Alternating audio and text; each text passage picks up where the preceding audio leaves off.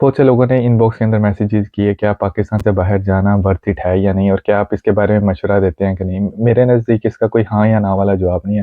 I think سب لوگوں کو نا دو چیزیں کنسیڈر کرنی چاہیے۔ سب سے پہلے کہ ان کا بیک گراؤنڈ کیا ہے، اور دوسرا یہ کہ وہ زندگی میں اچیو کیا کرنا چاہتے ہیں۔ فار ایگزامپل، بیک گراؤنڈ اس لیے امپورٹنٹ ہے کہ فرض کریں اگر آپ پاکستان میں کسی پولیٹیکل بیک گراؤنڈ سے ہیں، یا آپ بہت اچھی فیملی سے جو آپ کو ساری فیسلٹیز وہاں پہ اویلیبل ہیں، اور آپ کو کسی بھی کام کروانے کے لیے لائنوں میں نہیں لگنا پڑتا، بلکہ آپ کا ہر کام رشوت سے یا پیسے دے کے یا کانٹیکٹس کے تھرو ہو جاتا ہے، تو پھر باہر آ کے آپ بہت ذلیل ہوں گے۔ اس کی ریزن یہ ہے کہ یہاں پہ کوئی رشوت وغیرہ نہیں چلتی، اپنا کام آپ کا کام ٹائم پہ ہوگا، اور آپ کو اس کے لیے ویٹ کرنا پڑے گا۔ آپ کوئی ایکسٹرا میئرز لے کے اپنا کام جلدی نہیں کروا سکتے۔ اور دوسرا یہ بیک گراؤنڈ کے لیے امپورٹنٹ ہے کہ پاکستان میں اگر آپ کے اچھے فائنینشیل سرکمسٹانسز ہیں تو آپ اپنا ڈرائیور ہائر کر سکتے ہیں، آپ اپنے میڈ ہائر کر سکتے ہیں جو گھر میں صفائی کر دے، اور آپ اپنے گھر کا سامان منگوانے کے لیے کوئی بندہ ہائر کر سکتے ہیں۔ لیکن باہر یہاں آ کے آپ کو اپنے سارے کے سارے کام خود کرنے پڑتے ہیں، جو کہ اکثر لوگوں کے لیے فیزیبل نہیں ہوتا۔ میں کچھ لوگوں کو ایسے جانتا ہوں جو کہ باہر یہاں آ کے سیٹ نہیں ہو سکے، اور ان کو پھر کچھ عرصے میں واپس جانا پڑ گیا۔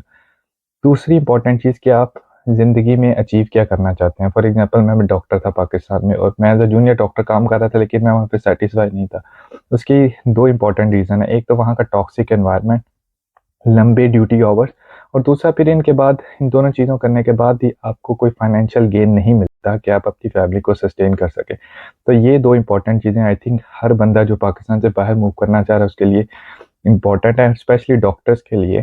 وہ یہ کہ اگر آپ یو کے یا آئرلینڈ میں آنا چاہتے ہیں تو آپ اپنا بیک گراؤنڈ اور فائنینشیل سرکمسٹانسز کو دیکھیں۔ اوبیسلی یہاں پہ آپ کو آ کے ہر چیز بہت آسانی سے نہیں ملے گی، آپ کو اسٹرگل کرنا پڑے گا، اور آئی تھنک یہاں پہ اسٹرگل زیادہ بھی ہوتی ہے، لیکن الٹیمیٹلی اس اسٹرگل کا آپ کو بینیفٹ ایٹ سم پوائنٹ آپ کو ضرور ملنا اسٹارٹ ہو جاتا ہے۔ یہ نہیں ہے کہ آپ یہاں پہ آ کے ایک دم آپ کی زندگی بدل جائے گی۔ اوبیسلی ایک کلچر سے دوسرے کلچر میں جانا، اس میں انٹیگریٹ ہونا، لینگویج بیریئر، اس کے بعد ٹوٹل نیا ہیلتھ سسٹم کے اندر آ کے کام کرنا، اور پھر ہر چیز آپ نے خود مینیج کرنی ہے فیملی سے دور رہ کے، یہ بہت مشکل کام ہے۔ لیکن اگر آپ کمیٹیڈ ہیں اور آپ اپنی زندگی میں چیلنج لینا چاہتے ہیں تو اوبیسلی آپ اپنے اچھے فیوچر کے لیے ضرور آئیں۔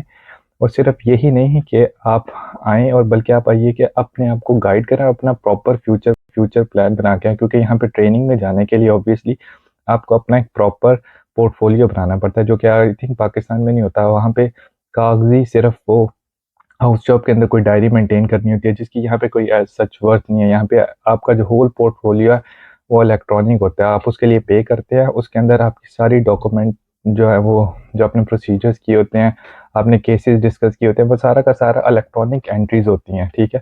اس کو چیک کرنا، اس کو مینٹین کرنا، لاگ انٹریز کو کنٹینیوسلی کرنا، یہ بہت امپورٹنٹ ہوتا ہے۔